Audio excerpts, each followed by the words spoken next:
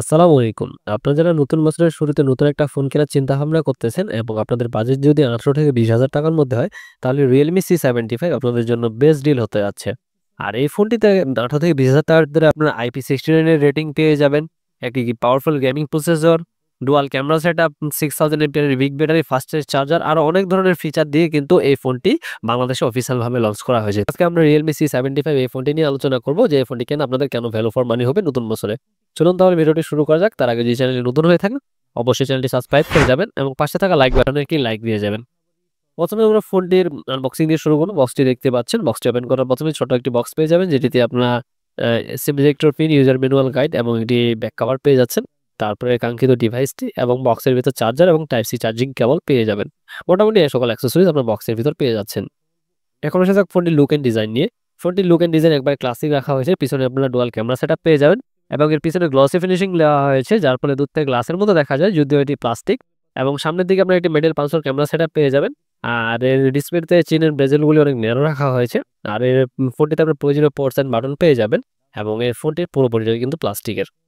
এক কথায় এই ফোনটির ডিজাইনটা আমার কাছে অনেক সুন্দর লাগছে। আপনাদের কাছে কেমন লাগছে অবশ্যই কমেন্ট করে জানাবেন। এখন সব ফোনের বডি এন্ড ডাইমেনশন নিয়ে। ফোনটির থিকনেস হচ্ছে 8 মিলিমিটার আর ফোনটির ওয়েট হচ্ছে 196 গ্রাম। আইফোনটিতে আপনি ডুয়াল ন্যানো সিম ব্যবহার করতে পারবেন এবং IP68 এবং IP69 রেটিং পেয়ে যাচ্ছেন। তো এটা অনেক ভালো জিনিস যে ১৮ থেকে ২০,০০০ টাকার ফোনে Realme IP68 এর সাথে IP69 রেটিং ব্যবহার করছে। যে IP68 এবং IP69 সাধারণত আমরা এই প্রিমিয়াম সেগমেন্টের ফোনগুলি আছে এগুলোতে দেখতে পাই। তবে ১৮ থেকে ২০,০০০ টাকার ফোনে এই ফিচারটা ব্যবহার করা হচ্ছে। এজন্য Realme প্রথমেই ব্যবহার করছে ফার্স্ট টাইম। তো Realme কে আমরা আন্তরিকভাবে ধন্যবাদ জানাই। এখন আসা যাক ফোনটি ডিসপ্লে কোয়ালিটিতে। এখানে আপনার 6.72 ইঞ্চির একটি IPS LCD ডিসপ্লে পেয়ে যাবেন যেটিতে 90 হার্টজ রিফ্রেশ রেট ব্যবহার করা হয়েছে এবং এখানে আপনার কিন্তু ৬৯০ নিটস স্পেক ব্রাইটনেস পেয়ে যাবেন। তবে এখানে যদি 1000 বা এর থেকে একটু বেশি ব্রাইটনেস ব্যবহার করতো তাহলে আরেকটু বেশি বেটার হতো। তবে ৬৯০ নিটস স্পেক ব্রাইটনেস এটা কিন্তু কোনো অংশে কম না। তবে সূর্যের আলোতে আপনারা একটু অসুবিধায় পড়তে পারেন। তবে আপনারা ফোনটি কিন্তু খুব স্বাচ্ছন্দ্যে ইউজ করতে পারবেন। আর এর রেজোলিউশন হচ্ছে 1080x2400 পিক্সেল এবং এর পিটিআই ডেনসিটি হচ্ছে ৩৯২ এবং এর প্রোটেকশন হিসেবে ব্যবহার করা হয়েছে আর্মশেল গ্লাস এবং স্পেশাল ফিচার হিসেবে এখানে আপনারা অলওয়েজ অন ডিসপ্লে সাপোর্ট পেয়ে যাচ্ছেন। অর্থাৎ আপনারা যারা অনেক বেশি সোশ্যাল মিডিয়ায় ভিডিও দেখে থাকেন, গেমিং করে থাকেন, তাদের জন্য কিন্তু এই ডিসপ্লেটি বেস্ট হতে যাচ্ছে। এখন আসা যাক ফোনটির পারফরম্যান্সে। এখানে আপনারা Android 14 এর সাপোর্ট পেয়ে যাবেন। তার সাথে Realme UI 5.0 সাপোর্ট তো থাকতেছেই এবং এখানে আপনারা চিপস হিসেবে পেয়ে যান MediaTek Helio G92 Max প্রসেসরটি, যেটি দিয়ে free fire, PUBG, call of ডিউটির মতো গেমগুলি আপনারা স্মুথলি খেলতে পারবেন। আমরা আধা ঘন্টার উপরে গেম খেলে দেখছি, কোনো ধরনের ল্যাগ পাইনি। তবে আধা ঘন্টা যাওয়ার পরেই ফ্রি ফায়ার স্মুথ চলতেছিল, তবে কল অফ ডিউটিটা একটু ল্যাগ করতেছিল। তবে আপনারা ফ্রি ফায়ার, PUBGর মতো গেমগুলি কিন্তু আপনারা এখানে অনায়াসে খেলতে পারবেন। আর এই ফোনটি আপনারা মার্কেটে দুটি ভেরিয়েন্টে পেয়ে যাবেন।